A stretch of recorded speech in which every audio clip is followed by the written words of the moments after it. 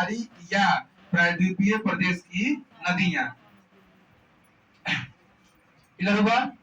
अब इन दोनों वर्ग की नदियों में मुख्य नदी जो है गंगा है। कौन सी है? गंगा है। उसमें से मुख्य नदी कौन सी है? गंगा है उसमें से।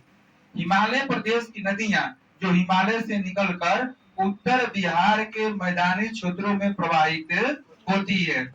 उत्तरी मैदान में समानांतर एवं विसर्पाकार प्रवाह प्रणाली का निर्माण होता है। उत्तरी मैदान में जो है समानांतर एवं विसर्पाकार प्रणाली प्रवाह का निर्माण होता है। अपने मार्ग में बदलाव बहुत सारा नदियां करती हैं, लेकिन इन नदियों में हम जाने उसमें से कैसे होता है। तो अपने मार्ग में बदलाव करती हैं नदियां। ये नदियां पूर्व से पश्चिम की ओर स्थानांतरित होती है। ये जो नदियां होती है पूर्व से पश्चिम की ओर स्थानांतरित होती है।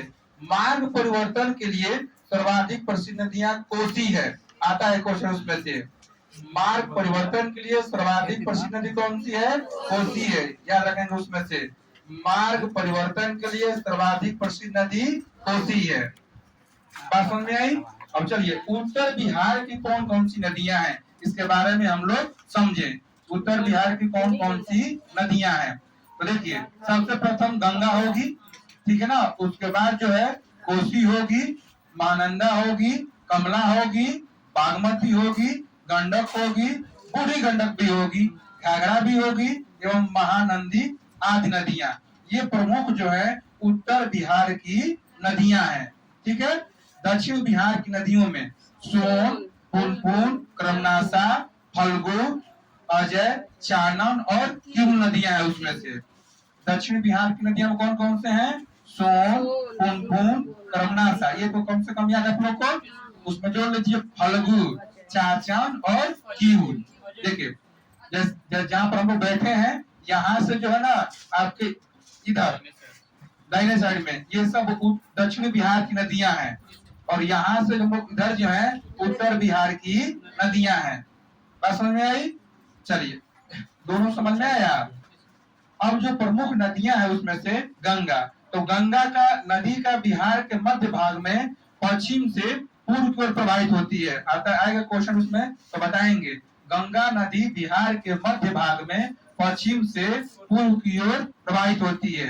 गंगा नदी बिहार के मध्य भाग में पश्चिम से पूर्व की ओर प्रवाहित होती है।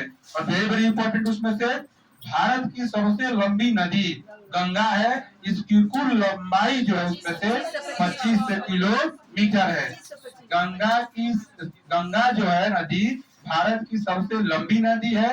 इसकी कुल लंबाई जो है 25 किलोमीटर में है। और बिहार में कितना इंपॉर्टेंट है उसमें से, बिहार में 445 किलोमीटर। बिहार में गंगा की लंबाई 445 किलोमीटर। कटिहार से आकर ये कट जाती है। बक्सर से लेकर कटिहार तक जो है 445 किलोमीटर, ठीक है। इस नदी का बिहार में प्रवेश क्षेत्र जो है सॉरी प्रवाह क्षेत्र जो है 15,165 वर्ग किलोमीटर है।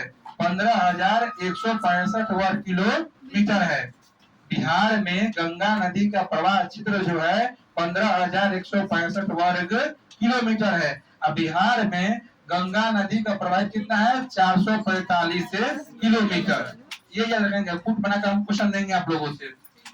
चलिए अब जानते हैं गंगा नदी का उद्गम स्थल। गंगा नदी का उद्गम स्थल उत्तराखंड के केदारनाथ चोटी के उत्तर में स्थित गंगोत्री हिम नदी के गोमुख से हुआ है। इसका उद्गम स्थल उत्तराखंड के केदारनाथ चोटी के उत्तर में स्थित गंगोत्री हिम नदी के गोमुख से हुआ है। गंगा नदी का उद्गम पूछेगा तो गंगोत्री हिमनद के गोमुख जो है आप याद रखेंगे। यह नदी उत्तर प्रदेश से बिहार के बक्सर जिले में चौसा से प्रवेश करती है। यह नदी उत्तर प्रदेश से बिहार के बक्सर जिले में चौसा से प्रवेश करती है। इस क्षेत्र में गंगा के अलावा गंडक, सरयू जिसको हम घाघरा भी बोलते हैं, सरयू को हम लोग घाघरा भी बोलते हैं, और क्रमनासा नदी बिहार के उत्तर प्रदेश की सीमा को निर्धारित करती है। ये भी रखेंगे उसमें से। उत्तर प्रदेश की सीमा रेखा को निर्धारित करने वाली कौन नदी है गंगा के अलावा? तो गंडक है, सरयू है, जिसको हम लोग घाघरा भी बोलते हैं, और कर्मनासा है। ये उत्तर प्रदेश की सीमा को निर्धारित करती है। क्वेश्चन आपसे ऐसे भी पूछा जा सकता है कि उत्तर प्रदेश की सीमा रेखा को कौन कौन सी नदियां जो उसमें से निर्धारित करती है? तो गंगा, गंडक, सरयू और कर्मनासा। बात समझ में आई? चलिए, अब बिहार में गंगा की कौन कौन सहायक नदियां हैं? हम लोग बाएं तट से फिर दाएं तट की ओर जाएंगे। तो सबसे पहले हम लोग उत्तर की ओर मिलने वाली प्रमुख नदियों को हम लोग बोलते हैं बाएं तट।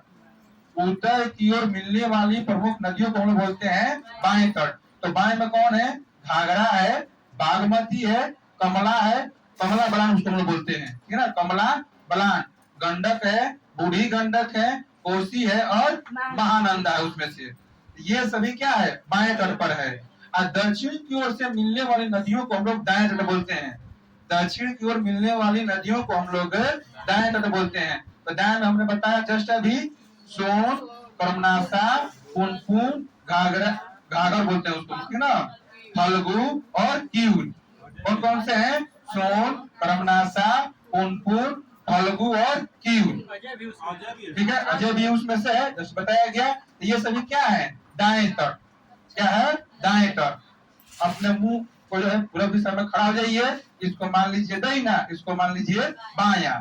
तो बायां को बोलेंगे उत्तर की ओर मिलने वाली नदियां, और इसको बोलेंगे दक्षिण की ओर से मिलने वाली नदियां। कंसेप्ट क्लियर हुआ? प्रमुख नदियों में सर्वप्रथम बिहार क्षेत्र में गंगा में सोन नदी दानापुर से 10 किलोमीटर पश्चिम में मनेर के पास आकर मिलती है। प्रमुख नदियों में बिहार क्षेत्र में गंगा में सोन नदी दानापुर से 10 किलोमीटर पश्चिम में मनेर के पास आकर मिल जाती है। गंगा नदी बिहार एवं झारखंड के साहेबगंज जिले के गंगा नदी जो है बिहार एवं झारखंड के साहेबगंज जिले के साथ सीमा रेखा बनाते हुए, इंपॉर्टेंट है उसमें से, याद रखेंगे उसमें सभी लोग। गंगा नदी बिहार और झारखंड के साहेबगंज जिले के साथ सीमा रेखा बनाते हुए बंगाल में प्रवेश करती है। क्वेश्चन पूछा जा सकता है कि गंगा नदी बिहार एवं झारखंड के साहेबगंज जिले के साथ सीमा रेखा